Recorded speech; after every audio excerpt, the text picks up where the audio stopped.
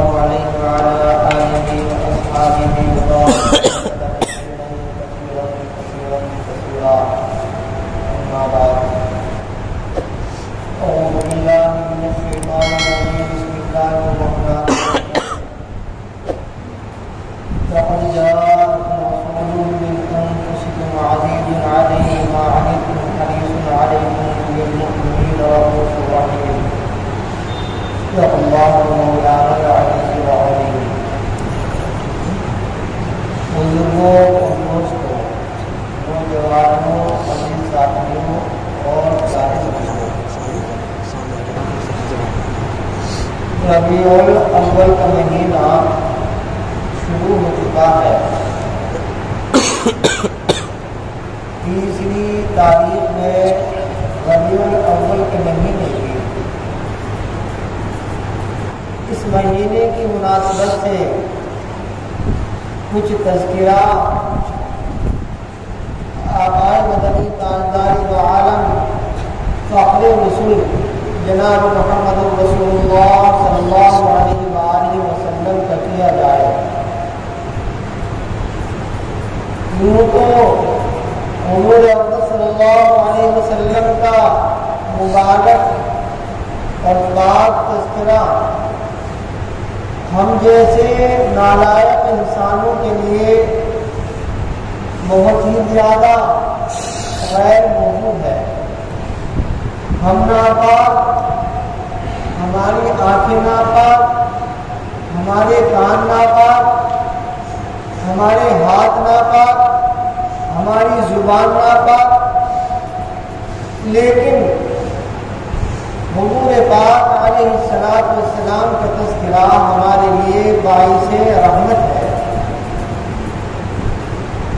کسی نے کیا خوب کہا ہے کہ 1000 بار بشویم دہن زمشک گلاب، 1000 بار بشویم دہن زمشک گلاب، ہوں نام تو گفتن میں ادریس، کہ میں اپنے منہ کو 1000 بار مشک اور گلاب سے دھو لوں، مشک اور گلاب سے اپنے منہ کو دھو لوں، اپنی زبان کو پاک اور صاف کر لوں، اور اس کے بعد آقا مدنی تاجدار دو عالم جناب محمد رسول اللہ صلی اللہ علیہ وآلہ وسلم کا میں تذکرہ کروں تو پھر بھی بے ادبی ہے.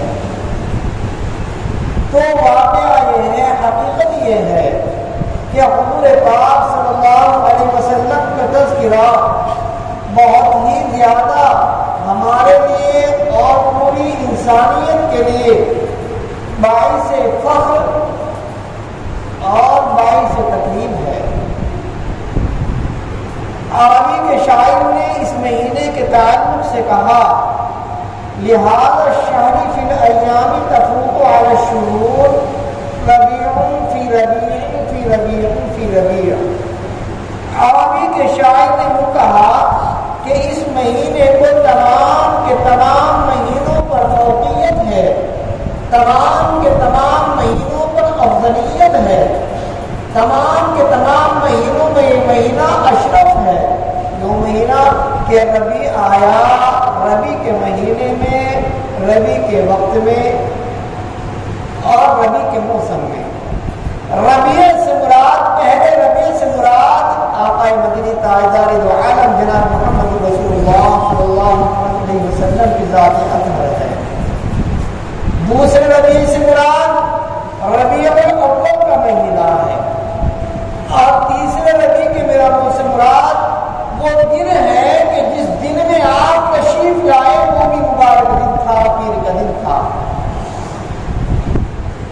اور چوتھے ربیع سے مراد وہ صبح کا سہانا وقت ہے جس وقت ٹھنڈی ٹھنڈی سرد ہوائیں چلا کرتی ہیں، ہر ایک شخص میٹھی نیند سونے کے لیے بیدار ہوا کرتا ہے. تو عربی کے شاعر نے جو کہا بالکل صحیح کہا، ربیع فی ربیع فی ربیع فی ربیع. حضور پاک علیہ السلام اس مہینے میں تشریف لائے. وہ ربیع الاول کا مہینہ تھا. سال کون سا تھا؟ اس وقت یہ سن ہجری شروع نہیں ہوا تھا،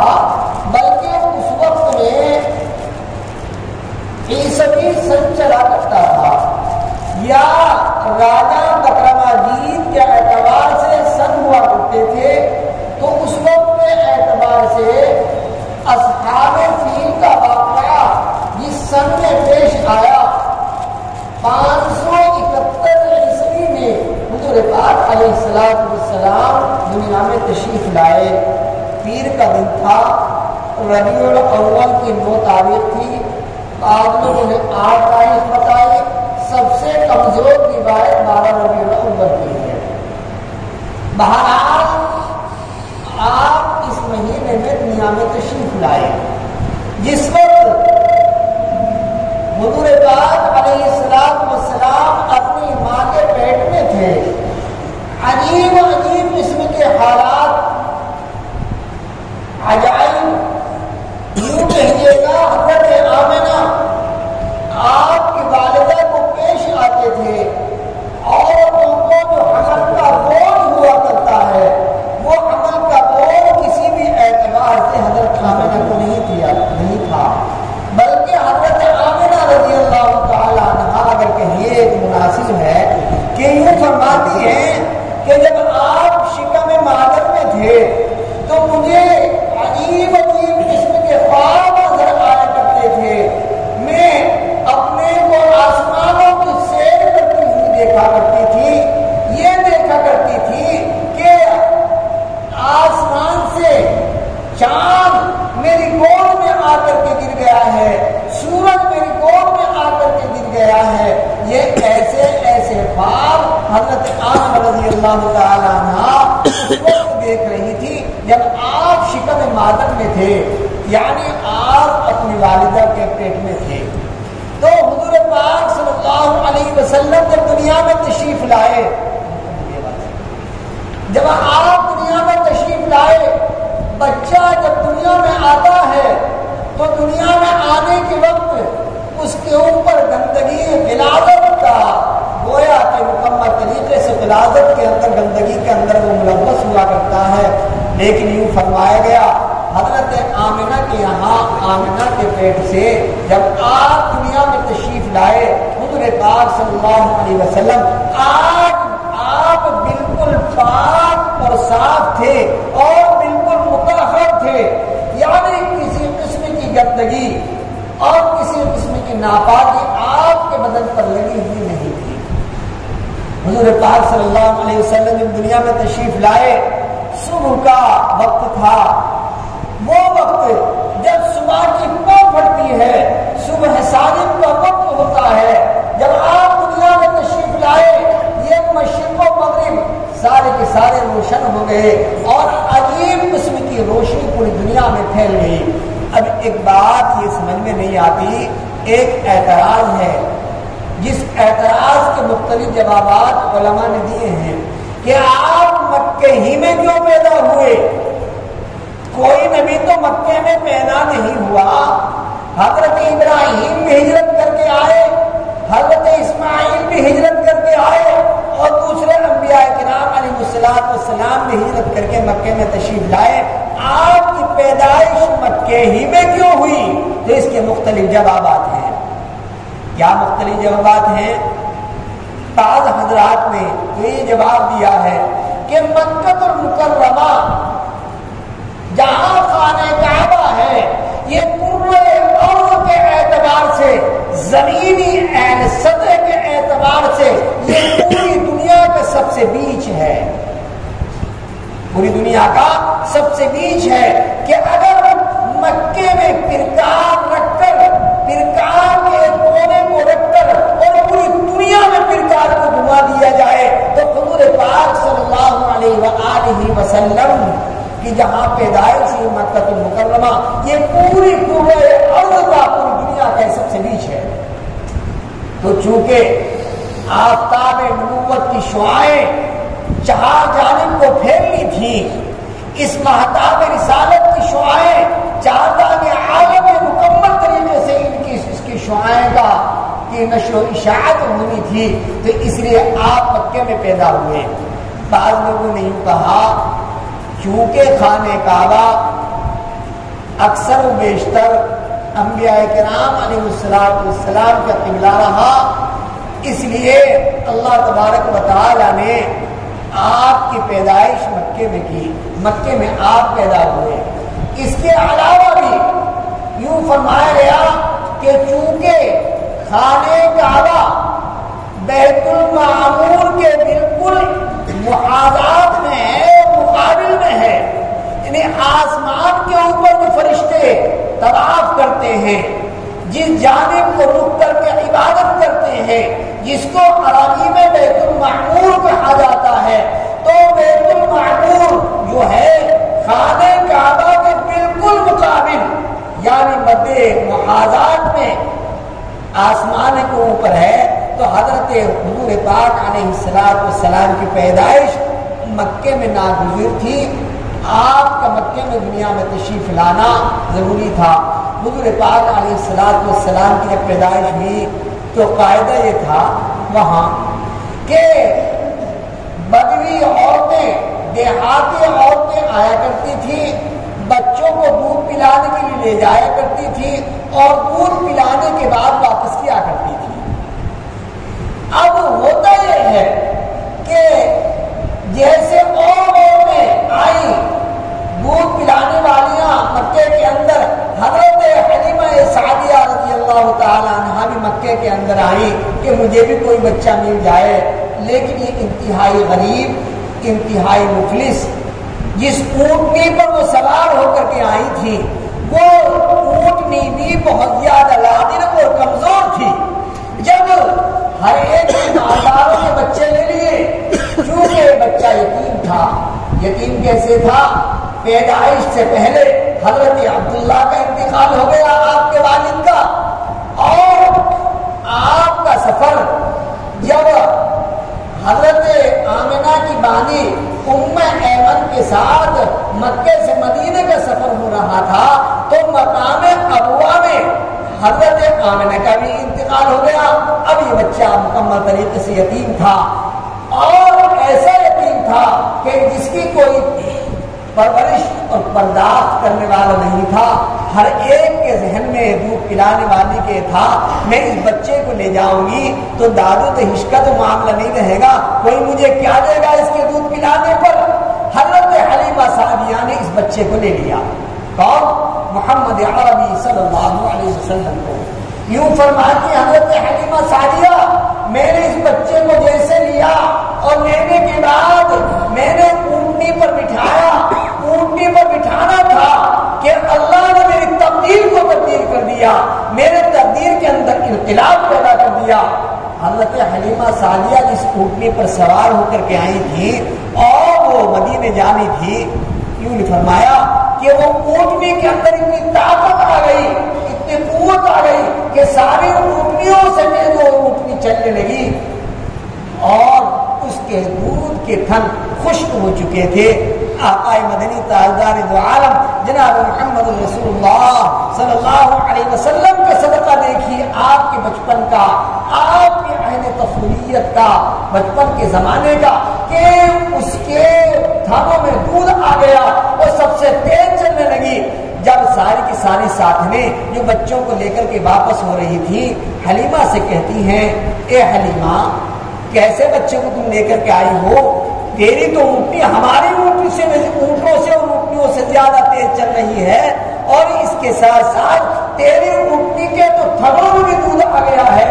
جب وہاں پہنچتی ہیں بہرحال اس کی پرورش کرتی ہیں، پرداخت کرتی ہیں، اور حلیمہ سعدیہ کا گھر بکریوں سے اور قسمت اس کی نعمتوں سے مالا مال ہو جایا کرتا ہے۔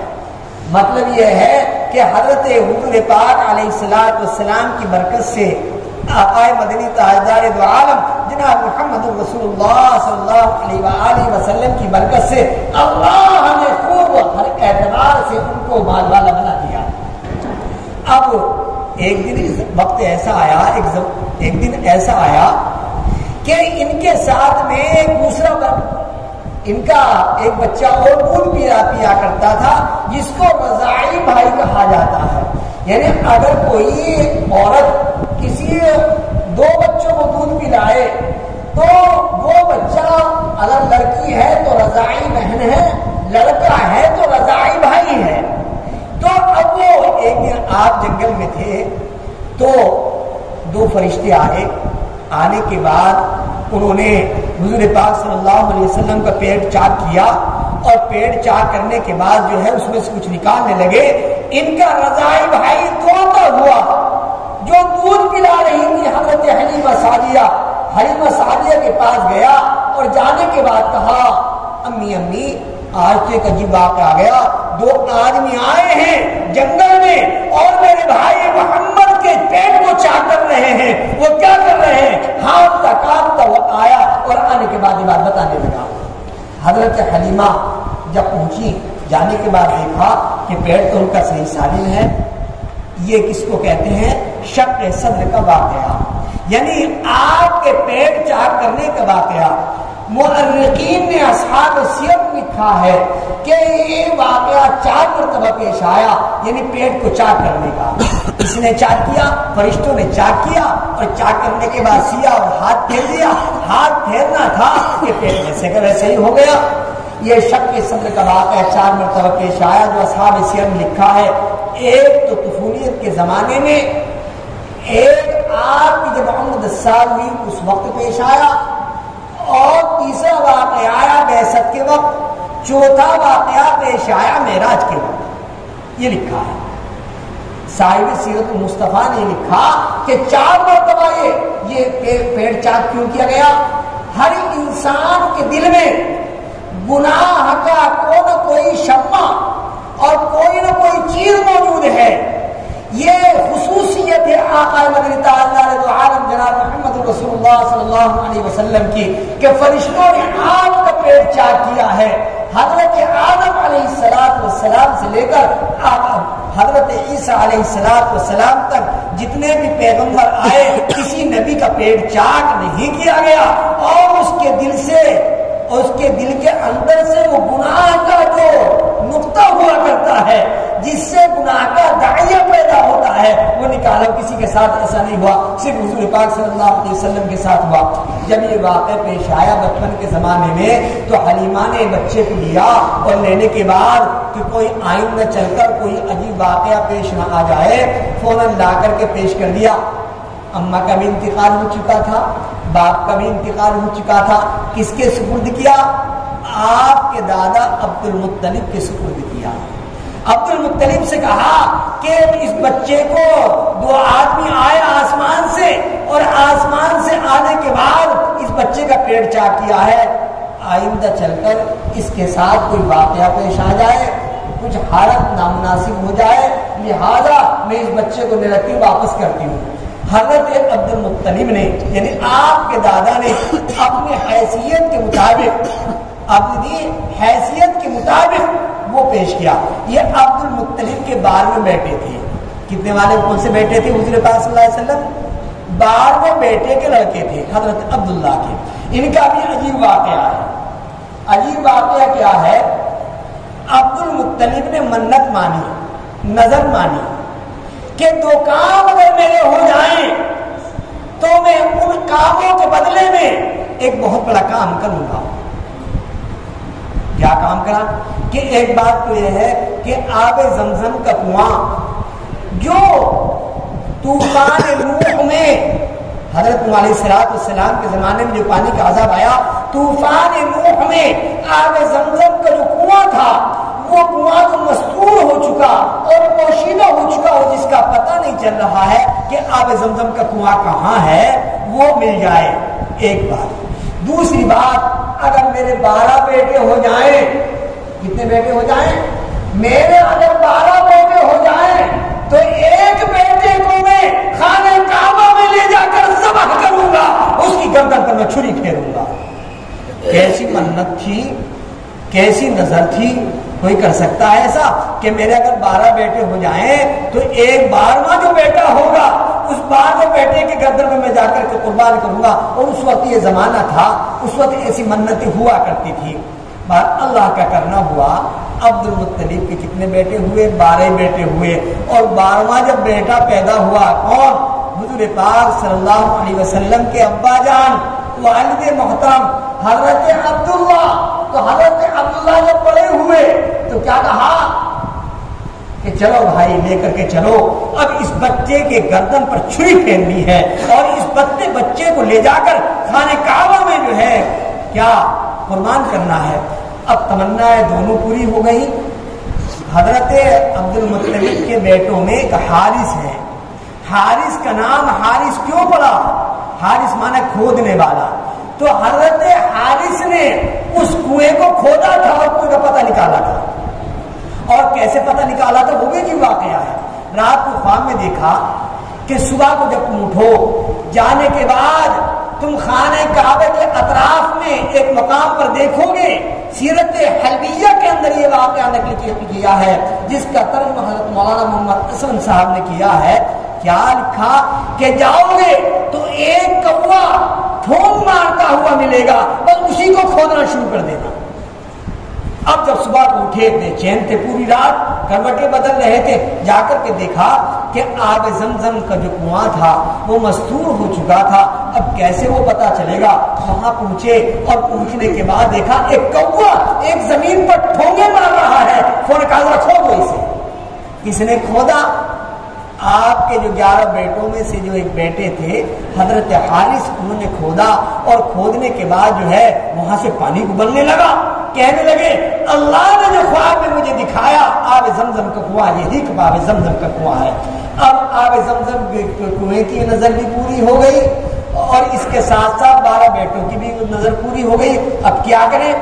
اب جب 12واں بیٹا حضرت عبداللہ یعنی حضور پاک صلی اللہ علیہ وسلم کے ابا جان کو ذبح کرنے کے لیے لے جاتے ہیں تو سارے لوگوں میں شور مچنے لگا. بھائی 12 بھائی، 11 کے 11 بھائی اور سارے کے خاندان، سارے قریش، سارے چیخ و پکار کرنے لگے کہ اتنا پیارا مکھڑا سا، اتنا پیارا بچہ، ان سارے بچوں میں اگر کوئی خوبصورت تھا تو وہ حضور پاک صلی اللہ علیہ وسلم کے والد حضرت عبداللہ خوبصورت تھے. کیوں؟ آپ کی پیشانی کے اندر وہ نور نبوت تھا جو حضرت عبداللہ کے پشت میں تھا اور وہ منتقل ہو کر حضرت آمنہ کے شکم کے اندر آنا تھا تو وہ نور الگ ہی چمکا کرتا تھا. جو دیکھتا تھا حضرت عبداللہ کو وہ حضرت عبداللہ کو دیکھتا رہ جایا کرتا تھا. جب ان کو ذبح کرنے کے لیے لے جاتے ہیں لوگوں نے کہا چیخ و پکار ہونے لگی، لوگ رونے لگے تو کہا ایسا کرو بھی کیا کرنا ہے اس کا، کیسے کریں؟ تو کہا ایسا کرو اس وقت جو ایک کاہن وہ راہب ہے اس کے پاس لے کر کے چلو، وہ کوئی ترتیب بتائے، وہ کوئی ترتیب بتائے کہ بچہ ذبح نہ ہو، بچہ ذبح نہ ہو، بچے کو ذبح نہ کیا جائے. تو اس کے پاس لے کر کے گئے. بعض لوگوں نے کہا بحیرہ کے پاس اور ایک دوسرے کا نام بھی بتایا. بہرحال لے کر کے گئے اور لینے کے بعد اس نے ایک کام کرو، پرچیاں بناؤ، پورا ڈالو اور پورا ایک طرف تو 10 اونٹ رکھو اور ایک طرف ایک پرچی پر ایک رقعے میں عبداللہ کا نام رکھو اور ڈالو اور اس کو اٹھاؤ. جب اٹھایا تو پھر عبداللہ کا نام نکل آیا. تو اسے کہا پھر دوبارہ ڈالو، پھر دوبارہ پورا ڈالا گیا. اب کتنے اونٹ ہو گئے؟ 20 اونٹ ہو گئے. پھر بھی عبداللہ کا نام نکل آیا. 30 مرتبہ پھر 30 اونٹ ہو گئے.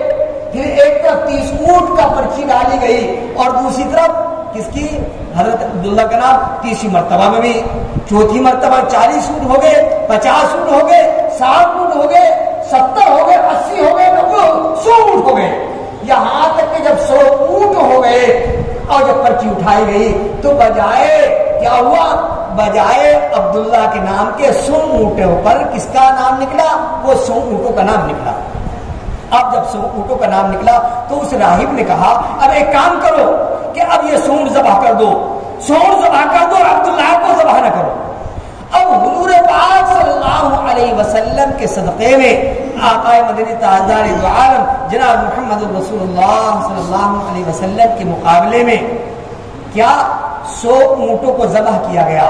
قریش نے اس وقت یہ اعلان کر دیا کہ آج سے اگر کوئی کسی کو قتل کر دے گا، کسی کو قتل کر دے گا تو اس کی دیت اور اس کا خون وہاں 100 اونٹ رہے گا. 100 اونٹ دے گا یا 100 اونٹ کی قیمت دے گا. ہمارے یہاں بھائی کوئی اگر ایکسیڈنٹ ہو جائے تو کہتے ہیں بھائی 2 لاکھ لے لو، 20 لاکھ، 3 لاکھ لے لو، 4 لاکھ لے لو. کہا کہ 100 اونٹ دینے پڑیں گے یا 100 اونٹ کی قیمت دینی پڑے گی. یہ ہوا تو حضور پاک صلی اللہ علیہ وسلم نے فرمایا انا ابن الذبیحین، میں تو ذبیحوں کا بیٹا ہوں. کیا فرمایا؟ میں 2 ذبیحوں کا بیٹا ہوں. کیوں فرمایا؟ ایک ذبیح تو حضرت اسماعیل علیہ السلام، کیونکہ آپ حضرت اسماعیل علیہ السلام کی اولاد میں ہیں، اور دوسرے ذبیح کون؟ آپ کے والد حضرت عبداللہ. کہ جن کے طفیل میں حضرت عبداللہ کے بدلے میں 100 اونٹوں کو ذبح کیا گیا تھا۔ بہرحال حضور پاک صلی اللہ علیہ وسلم بڑے ہوتے ہیں، پروان چڑھتے ہیں۔ اللہ تبارک و تعالی سے دعا کیجیے باقی قسط انشاءاللہ آئندہ۔